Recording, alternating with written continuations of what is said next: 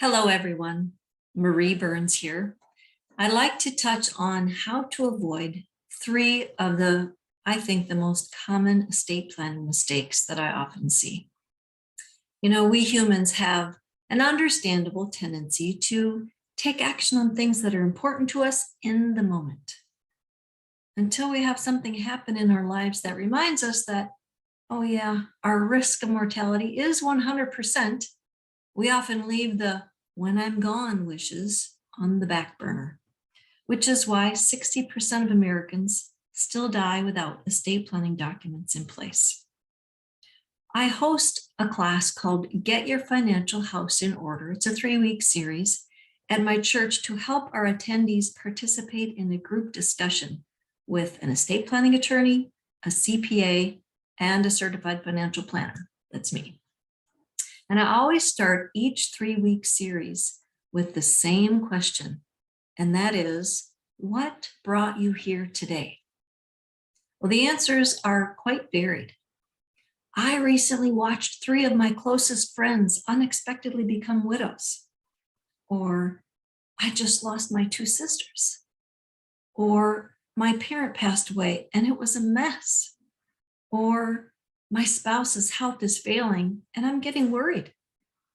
Or I'm helping my elderly parents make sure their planning is in place after one of them fell. I've heard all of those in the last month. The common denominator, though, of all of that is that something happened. I call it the triggering event, which caused them to take action now. I've also learned over the past 20 years what it really means when someone says, oh, I have all that stuff taken care of. If they say that, it usually means they have a will or a trust drafted, and that might be it. So then we should think about how long ago was that? Documents should be reviewed every 3 to 5 years, or if there's been a law change or a change in your circumstances. And ask, did you also draft powers of attorney for medical and financial? Risking the need for a conservatorship or a guardianship or both is very expensive, paperwork intensive, and exacerbating to implement. And most importantly, did they do the estate planning homework that comes after the documents are drafted? Funding the trust, updating the asset titles, updating beneficiary designations? I do encourage everyone to start with getting current estate planning documents, either drafted or updated by an estate planning attorney. So that usually involves a will and or trust, powers of attorney for financial, healthcare, and even mental health in some states, and what they refer to as disposition instructions. So how do you plan to dispose of personal property, as well as final wishes for disposing of the body?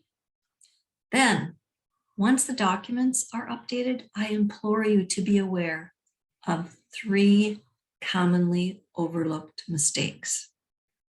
First mistake, not having an asset list. So the to-do here is to prepare and annually update a list of what you own and what you owe. You might want to check out my link. I designed a comprehensive one called My Net Worth Summary. If you think about it, how does anyone know who hasn't lived in your household have any idea what accounts, property, etc. you have that may need to be retitled, dispersed, etc.? Even a spouse, someone living in the household, might not know all of those details if he or she is not the one who usually handles the finances. So do this for each other, and then for the family that will be involved after the survivor if you're in a couple relationship.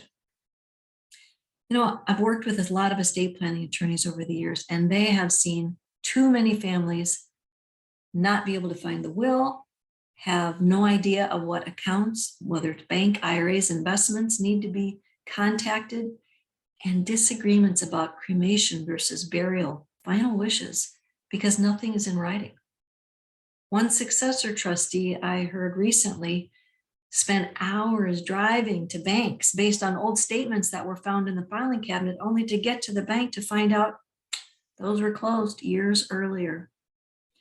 If you can think of an asset list like a map, it's the list of resources that are available and eventually resources that need to be distributed.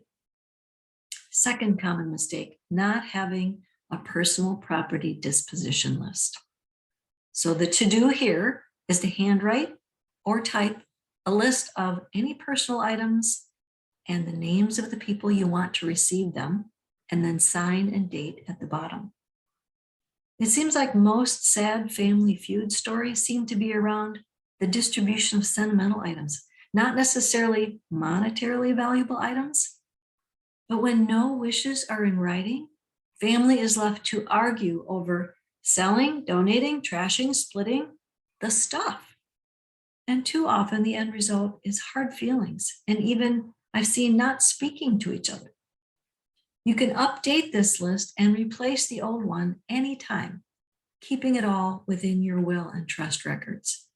And if you don't have any special wishes for anything specific, you may still want to write that down on a list instead, since that is a decision in itself. Lastly, third common mistake, not keeping your beneficiary designations current.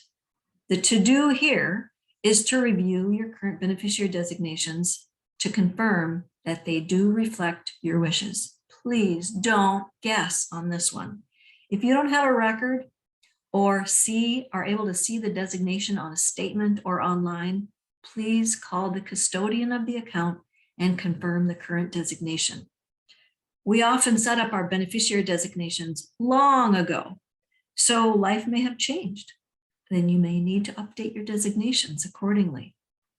Most often, an estate planning attorney will recommend you list both a primary and a contingent beneficiary on your accounts in order to avoid probate. You know, our brains do best with no more than 3 ideas at a time. So those are my 3 points for avoiding common mistakes. I encourage you to pick one and then make the to-do associated with it a goal for you to act on this month. Your spouse or family will thank you.